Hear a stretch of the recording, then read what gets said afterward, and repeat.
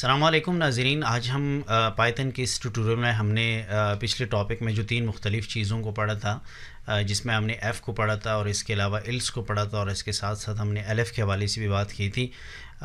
उन चीज़ों को हम आगे लेके जाएंगे। उसमें एक प्रोग्राम है जो कि ख़ास तौर पे डीएटी वाले जो स्टूडेंट्स होते हैं और एफएससी वाले जो स्टूडेंट्स होते हैं उसके एग्ज़ाम के अंदर अक्सर तौर पे आते हैं।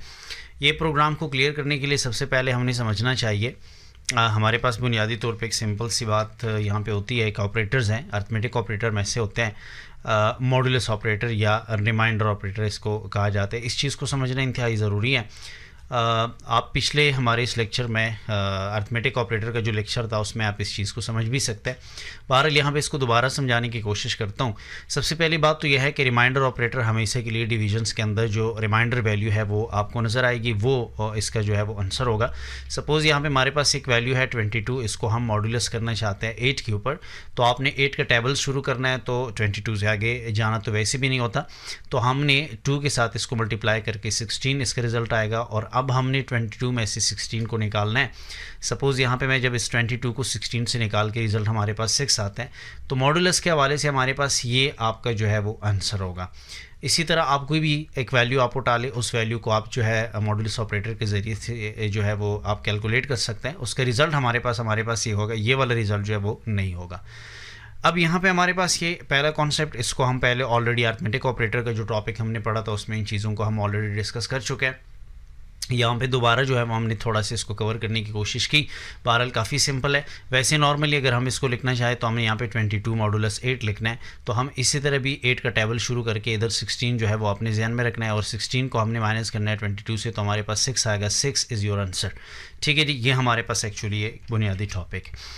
अब हमारे पास यहाँ पे इस चीज़ को हम सेट करना चाहें, यहाँ पे हमारे पास एक एक्सप्रेशन है। सपोज़ यहाँ पे मैंने लिखा हुआ है कि नंबर अगर हम इसको जो है वो मॉडुलस करते हैं 2 पे, तो हमारे पास रिज़ल्ट आता है 0, तो फिर ये इवन नंबर है। अब यहाँ पे एक बात याद रखें, कोई सा भी एक नंबर हो, 10 हो, 20 हो, 21 हो, 23 हो, कोई भी एक सा नंबर हो, किसी भी नंबर को अगर आप मॉडुलस करते हैं 2 पे, यहाँ पे मैं एनी नंबर लिख देता हूँ। ठीक है जी, कोई भी नंबर, इसका मतलब है अगर आप इसको मॉडुलस करते हैं 2 पे तो इसका रिज़ल्ट 2 आ सकते हैं, या 1 आएगा या 0 आएगा। इसके अलावा कोई तीसरा रिज़ल्ट जो है यहाँ पे मुमकिन नहीं है। याद रखिए, ये पॉइंट की नोट पे आपने समझने हैं। सबसे पहला पॉइंट हमारे पास यह है कि कोई भी एक नंबर जब आप 2 के ऊपर मॉडुलस करेंगे तो रिज़ल्ट इसमें से जो है वो 2 में से कोई एक आ सकता है, या 1 आएगा या 0 आएगा। अगर 0 आता है तो इसका मतलब यह है कि ये नंबर हमारे पास जो है ये कौन सा नंबर है, इवन नंबर है। अगर इसका रिज़ल्ट जो है वो आपके पास 1 आता है तो इसका मतलब है कि यहाँ पे जो नंबर हमारे पास है ये इवन नहीं बल्कि ऑड नंबर है। ठीक है जी, इस वक्त यहाँ पे अगर आप देखें तो मैंने नंबर को बराबर किया हुआ है 6 के साथ।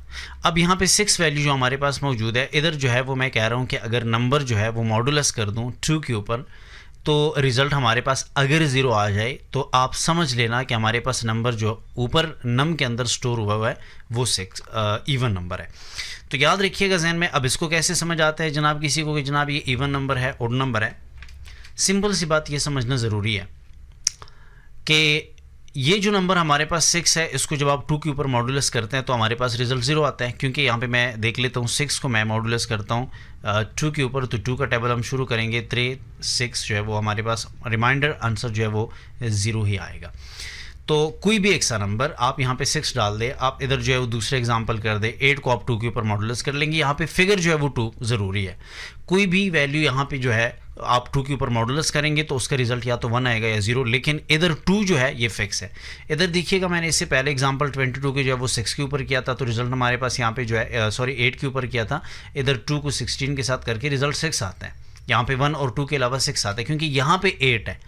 तो अगर आप वैल्यू को यहाँ पे 2 के ऊपर जो है वो मॉडुलस करेंगे तो फिर रिजल्ट या तो 0 आएगा या 1। ये बात आपने नोट करनी है। कोई सी बात यहाँ पे मैं आपको बता चुकी हूँ, कोई सी भी वैल्यू हो वो जब आप 2 के ऊपर मॉडुलस करेंगे, ये नंबर जो है वो फिक्स है, 2 नंबर होगा, तो फिर रिजल्ट आपके पास 0 आएगा, 1 आएगा। अगर 0 आ गया, योर वैल्यू जो ऊपर वेरिएबल के अंदर आपने डाल दिया तो वो इवन वैल्यू हो गई। अगर 1 आ गया तो इसका मतलब है कि यहाँ पे जो वैल्यू आपने वेरिएबल के अंदर डाल दी है वो ऑड नंबर जो है वो होगा। अब यहाँ पे अगर आप 8 वैल्यू को ले लेते हैं, इसको आप 2 के ऊपर मॉडुलस करेंगे तो 4 8 आता है, तो 8 के बाद 0 आता है। इधर अगर मैं इवन नंबर डाल देता हूँ, सपोज़ यहाँ पे मैं एक ऑड नंबर कर देता हूँ, अब मैं इसको 2 के ऊपर मल्टीप्लाई करता हूँ, तो याद रखिए ज़हन में यहाँ पे 3 2 4 2 8 और फिर अगर आप 5 के साथ करते हैं तो 10 यहाँ पे आएगा, यानी मतलब यहाँ पे अगर आप 5 इंटू 2 कर देंगे तो यहाँ पे 10 आएगा, तो 10 तो वैसे भी 9 से आ गया है। तो हम 8 के ऊपर रह के तो 4 करते हैं, तो 4 इंटू 2 करके यहाँ पे 8 आएगा, तो वैल्यू हमारे पास 1 आती है। तो यहाँ पे कोई भी वैल्यू अगर आप ऑड वैल्यू डाल देते हैं तो रिजल्ट याद रखिएगा ज़रूर आपके पास नीचे 1 ही आएगा। इधर अगर आप कोई भी वैल्यू डाल दें, इवन नंबर हो, जिस तरह यहाँ पे 2 में एग्जांपल मैं यहाँ पे इवन नंबर के ऊपर कर चुका हूँ, तो इसका दोनों का रिजल्ट हमारे पास जो है वो 0 आया हुआ है। तो इसी तरह यहाँ पे भी एक एग्जांपल है कि अगर ऊपर नंबर को हम मॉडुलस करेंगे 2 के ऊपर, तो अगर रिजल्ट 0 आ गया तो इसका मतलब यह है कि जनाब ये नंबर जो आपने दिया हुआ है वो इवन नंबर है। इसी तरह अगर यहाँ पे नंबर हमने मॉडुलस कर दिया 2 के ऊपर तो रिजल्ट 0 नहीं आया, तो एल्स का मतलब ये होता है कि रिजल्ट जो है वो 0 नहीं आता। तो आप यूँ भी कह सकते हैं कि इसका मतलब हमारे पास यह है कि अगर नंबर को हम मॉडुलस करते हैं 2 के ऊपर, अगर इसका फिर ये रिज़ल्ट आता है जो है वो 1 के साथ आते हैं, तो फिर हमारे पास ये वाला कंडीशन होगा। वैसे ये चीज़ आप ऑलरेडी समझ चुके हैं। तो यहाँ पे याद रखिएगा ज़हन में, इन 2 सूरतों के अंदर हमारे पास अगर यहाँ पे मैं इवन नंबर डाल देता हूँ तो फर्स्ट स्टेटमेंट जो है वो आपके पास ट्रू और एग्जीक्यूट होगी। अगर यहाँ पे कोई हम ऑड नंबर डाल देते हैं तो याद रखिएगा सेकंड स्टेटमेंट जो है वो हमारे पास एग्जीक्यूट होगी। अब जब यहाँ पे मैं आता हूँ, इसको जो है वो मैं एग्जीक्यूट करने लगता हूँ, अभी इस वक्त मैंने इसके अंदर इवन नंबर जो है वो डाल दिया हुआ है। तो मैं जब इसको एग्जीक्यूट कर दूँ तो एग्जीक्यूट करने के बाद यहाँ पे याद रखिए नीचे आपको मैसेज आता है कि the given number as even. इसी तरह अगर आप यहाँ पे कोई ऑड नंबर डाल देते हैं, सपोज 9 डाल देता हूँ, तो इस वक्त ये नंबर 9 है विच इज़ ऑड नंबर। तो इसको अगर मैं एग्जीक्यूट करने के बाद देखूँ तो यहाँ पे आपको मैसेज आ रहा है कि the given number is odd. तो ये याद रखिएगा, ये एग्जांपल अक्सर तौर पे आता है, ये ज़रूरी एग्जांपल भी है, इसको इस वजह से मैंने कवर भी किया, साथ इस चीज़ को भी हमने क्लियर करने की कोशिश की। ठीक है जी। इसके बाद हमारे पास यहाँ पे एक और पॉइंट है पाइथन के अंदर, हमारे पास यहाँ पे पाइथन मैच के नाम से एक टॉपिक है, जो कि ये टॉपिक हम बाकी प्रोग्रामिंग लैंग्वेज के अंदर जो है इसको हम स्विच के नाम से समझते हैं। देखिए कह रहा है कि the match statement as use to perform different action based on different conditions. इसी तरह ये भी कंडीशंस जब हो, ज़्यादा कंडीशन खास तौर पे हो, तो फिर हम पाइथन मैच का इस्तेमाल करते हैं। नीचे कह रहा है कि जनाब the Python match statement instead of writing many F ills, यानी एलएफ स्टेटमेंट जब आप काफ़ी सारे लिखना वहाँ पे ज़रूरत पड़ती है, तो इस वक्त हमने मैच स्टेटमेंट का यूज़ जो है वो आप कर सकते हैं। ज़रूरी नहीं है कि आप कर लें, क्योंकि एलएफ स्टेटमेंट जो है पाइथन के अंदर ये भी काफ़ी अच्छी तरीके से काम करता है। ये इसका एक्चुअली सिंटैक्स है, केसेस आपने इसके अंदर बनाने होंगे। जिन लोगों ने बाकी प्रोग्रामिंग लैंग्वेज अगर पढ़े हैं तो उसमें ये चीज़ भी उन्होंने पढ़ी होगी कि किस तरीके से जो है वो स्विच स्टेटमेंट का इस्तेमाल किया जाता है।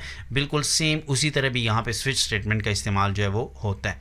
यहाँ पे मैं एक एग्जांपल आपके सामने पेश करता हूँ। सपोज़ यहाँ पे मैं यहाँ पे याद रखिएगा स्विच की जगह पे मैच स्टेटमेंट का इस्तेमाल होगा। तो इधर जो है वो मैं एक वेरिएबल बना देता हूँ। सपोज़ मैं यहाँ पे कोई एक वेरिएबल बना देता हूँ। सपोज़ यहाँ पे मैं स्टेटस के नाम से एक वेरिएबल बना देते हैं। तो यहाँ पे मैं स्टेटस के नाम से एक वेरिएबल बना देता हूँ, जिसके अंदर जनाब मैंने 1 यहाँ पे डालना है।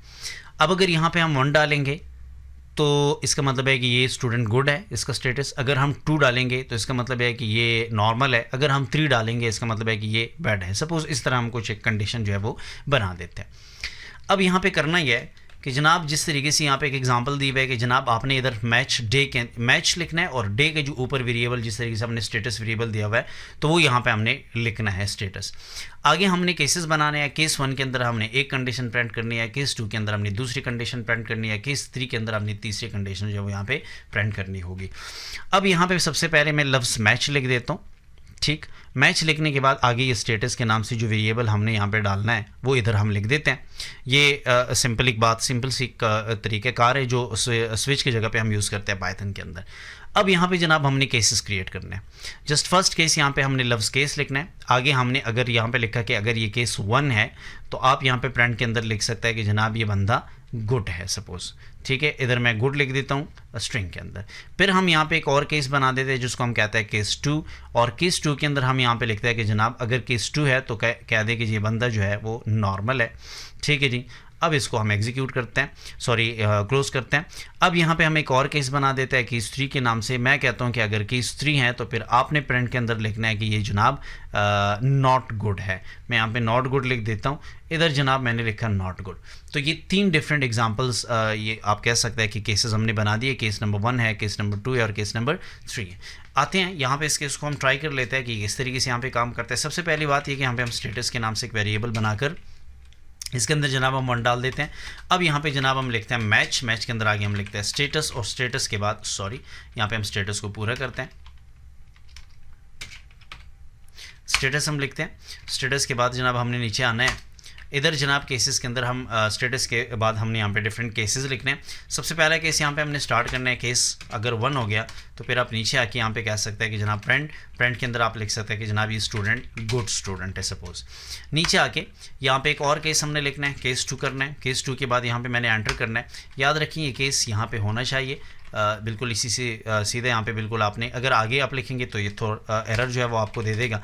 यहाँ पे मैं लिख देता हूँ कि जनाब ये नॉर्मल स्टूडेंट है, ठीक है जी। आगे आके मैं यहाँ पे पीछे जाके केस लिखता हूँ। केस के अंदर मैंने 3 लिखना है। 3 के बाद इधर आके मैं यहाँ पे लिखता हूँ जनाब फ्रेंड के अंदर मैं कहता हूँ कि ये स्टूडेंट जो है वो नॉट गुड समझा जाएगा।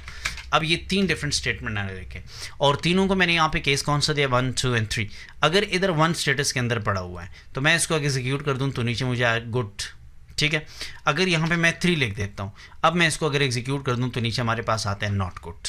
तो एक्चुअली ये हमारे पास एक तरीक़ेकार है। मैच जो है वो बिल्कुल सेम लाइक उसके अंदर हम स्विच स्टेटमेंट को जब पढ़ रहे थे तो स्विच स्टेटमेंट की तरह तकरीबन ये काम करता है। अब यहाँ पे डिफरेंट एग्जांपल्स है। इन्होंने यहाँ पे एग्जाम्पल के अंदर केस 1, 2, 3, 4, 5, 7 तक केसेस बना दिए। अब इन 7 केसेस के अंदर different days, name of days जो है उन्होंने डाल दिए। 1 के साथ इन्होंने मंडे लिखा हुआ है, 2 के साथ इन्होंने ट्यूसडे लिखा हुआ है, इसी तरह वेंसडे लिखा हुआ है, थर्सडे, डिफरेंट डेज इन्होंने लिखे हुए हैं। तो यहाँ पे उन्होंने डे के अंदर 4 डाला हुआ है, फिर मैच के अंदर उन्होंने डे लिखा हुआ है और यहाँ पे बताया जा रहा है कि अगर केस 1 हो गया तो फिर मंडे है। इस वक्त हमारे पास यहाँ पे केस 4 है तो रिजल्ट हमारे पास यहाँ पे इस पूरे प्रोग्राम को अगर यहाँ से सॉरी मैं करता हूँ जनाब इधर से कॉपी और इसको हम करते हैं जनाब अपने इसके अंदर कंट्रोल V के साथ पेस्ट करने के बाद आप देखिएगा इसको थोड़ा सा नीचे करते हैं। ये पूरा इस वक्त हमारे पास यहाँ पे अगर 4 है तो 4 में हमारे पास थर्सडे आता है। इसको अगर एग्जीक्यूट कर दूँ तो देखिए इधर भी आपके पास जो है वो थर्सडे ही आएगा।